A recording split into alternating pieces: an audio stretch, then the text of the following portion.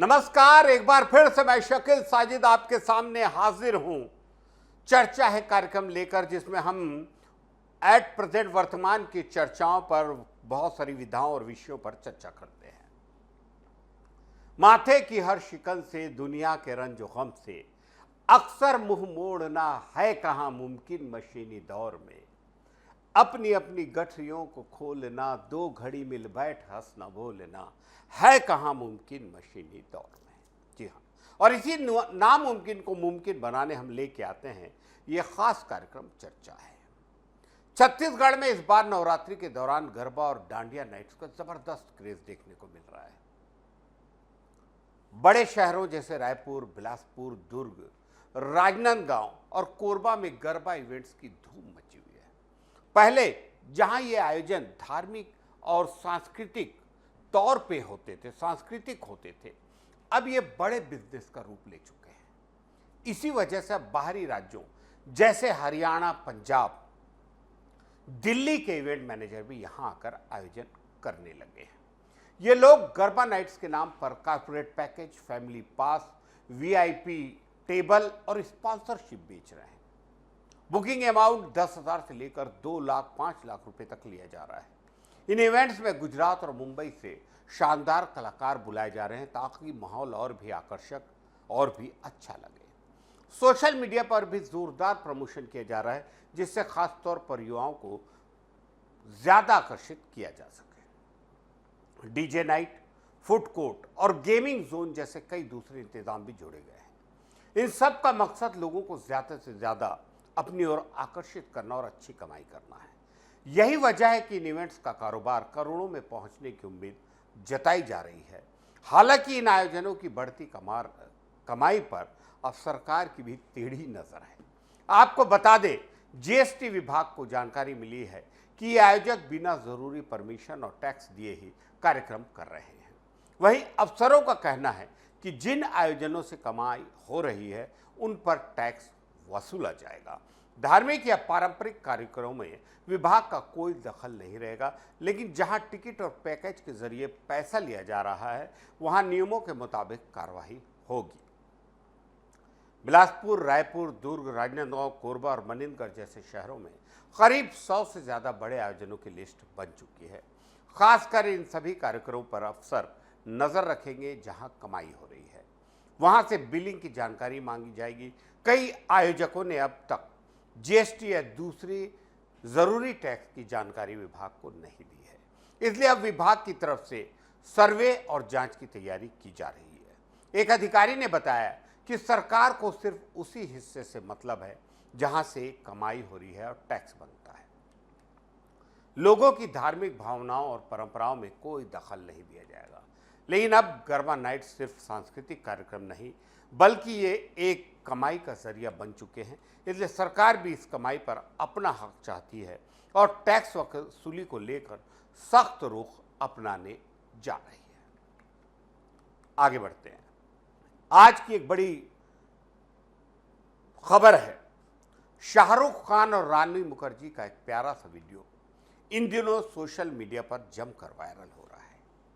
Video में दोनों किसी बच्चे जैसे अंदाज में नजर आ रहे हैं और ये नजारा लोगों का दिल जीत रहा है। बात 23 सितंबर की है, जब नई दिल्ली में हुए 71वें राष्ट्रीय फिल्म पुरस्कार समारोह में शाहरुख और रानी ने अपने अपने कैरियर का पहला नेशनल अवार्ड हासिल किया। वीडियो में शाहरुख अपने मेडल का रिबन खोलते नजर आते हैं और रानी मुखर्जी उन्हें मेडल पहनाने में मदद करती है। इसके बाद रानी अपने फोन का सेल्फी मोड ऑन कर शाहरुख को दिखाती है कि वो मेडल के साथ कैसे लग रहे हैं। शाहरुख भी बच्चों की तरह मुस्कुराते हुए अपनी मैनेजर पूजा ददलानी को मेडल दिखाते हैं, जो इससे एक सीट पीछे बैठी थी। इस वीडियो को देखकर फैंस बेहद इमोशनल हो गए। एक यूजर ने लिखा, छोटे बच्चों की तरह अपने मेडल की तरफ देखकर खुश हो रहे हैं। दूसरे ने कमेंट किया, हर किसी के अंदर एक बच्चा होता है जो आईने में खुद को देखकर मुस्कुराता है। किसी ने कहा, शाहरुख आज खुद पर बेहद फख्र महसूस कर रहे होंगे। शाहरुख खान को यह अवार्ड फिल्म जवान के लिए मिला, जो उनके 3 दशक लंबे कैरियर का पहला राष्ट्रीय फिल्म पुरस्कार है। इस फिल्म ने बॉक्स ऑफिस पर जबरदस्त प्रदर्शन किया था और 1000 करोड़ से ज्यादा की कमाई की थी। उन्होंने ये अवार्ड विक्रांत मैसी के साथ शेयर किया, जिन्होंने फिल्म 12वीं फेल के लिए बेस्ट एक्टर चुना गया। बेहतरीन अभिनय का मुजाहरा किया विक्रांत मैसी ने और मनोज कुमार शर्मा नाम के आईएएस अफसर के जीवन को जबरदस्त रूप से जिया।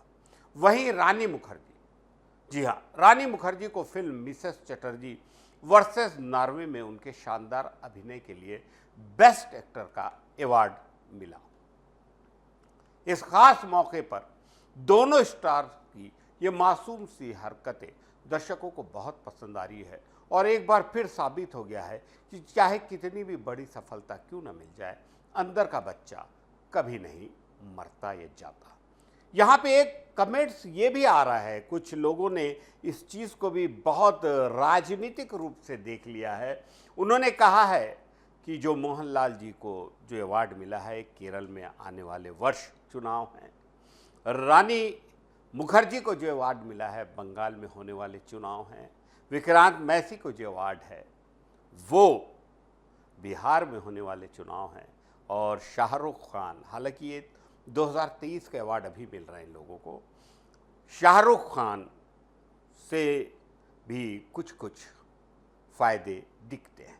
बहरहाल तमाम लोगों को डीए न्यूज़ प्लस और शकील साजिद की तरफ से बहुत सारी बधाइयाँ। बिला शक ये बहुत चारों बेहतरीन एक्टर हैं और हमारी फिल्म इंडस्ट्री की जान है। छत्तीसगढ़ के बहुचर्चित शराब घोटाले में नामजद किए गए 28 आबकारी अधिकारी आज अपराध अन्वेषण यानी ईओडब्ल्यू की विशेष अदालत में पेश हुए।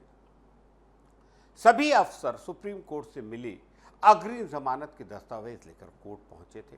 कोर्ट में हर एक अधिकारी ने 1-1 लाख रुपए का जमानती पट्टा बांड जमा किया, जिसके बाद सभी को जमानत मिल गई। सुप्रीम कोर्ट पहले ही इन अफसरों को कुछ शर्तों के साथ जमानत दे चुकी थी। ईओडब्ल्यू की जांच के मुताबिक प्रदेश में 3200 करोड़ रुपए का शराब घोटाला हुआ है। इस मामले में आबकारी विभाग से जुड़े 29 अधिकारियों के खिलाफ चालान पेश किया गया था। इनमें से 7 अफसर रिटायर हो चुके हैं, जबकि बाकी 22 को सरकार ने निलंबित कर दिया है। इन पर 2019 से 2023 के बीच करीब 90 करोड़ रुपए की अवैध वसूली का आरोप है। हाईकोर्ट से अग्रिम जमानत खारिज होने के बाद इन अफसरों ने सुप्रीम कोर्ट का रुख किया था। अब कोर्ट के निर्देश पे सभी आज पेश हुए। ईओडब्ल्यू की जांच में खुलासा हुआ है कि साल 2019 से 23 के बीच प्रदेश के 15 बड़े जिलों में पदस्थ आबकारी अधिकारी और अन्य अधिकारियों ने सरकारी देशी शराब दुकानों में बिना ड्यूटी चुकाई हुई शराब के अवैध बिक्री कराई। इस शराब को बी पार्ट शराब कहा जाता था। बस्तर और सरगुजा को छोड़कर बाकी जिलों में ज्यादा खपत वाली दुकानों को डिस्टिलरी से सीधे अवैध शराब भेजी जाती थी, जिसे वैध शराब के साथ साथ बेचा जाता था। इस घोटाले में कई स्तर पर लोग शामिल थे। डिस्टिलरी, ट्रांसपोर्टर, सेल्समैन, सुपरवाइजर, आबकारी विभाग के जिला प्रभारी, मंडल प्रभारी, वृत्त प्रभारी और मैन पावर एजेंसी के कर्मचारी तक इस नेटवर्क में शामिल थे। अवैध शराब की बिक्री से जो पैसे कमाए जाते थे वो सीधे एक सिंडिकेट के पास पहुंचते थे। यही सिंडिकेट पूरे सिस्टम को कंट्रोल करता था और मोटी कमाई करता था। अब जब सुप्रीम कोर्ट की ओर से शर्तों के साथ जमानत मिली है तो अगली सुनवाई और जांच की प्रक्रिया पर सभी की निगाहें टिकी हुई हैं। ये तमाम चीज़ें हमारे आज की चर्चा में हैं। बहुत सारे मुद्दों पर हम और बात करना चाहते हैं, लेकिन समय की भी एक पाबंदी है। आपसे अनुरोध है कि ऐसा कोई विषय लगता हो जो हमसे छूट गया हो, जो ऐसा लगता है कि आप उस पर विशेष रूप से चर्चा चाहते हैं, तो अपनी प्रतिक्रियाओं से हमें ज़रूर अवगत कराएं। आप सभी का शुक्रिया। नमस्कार।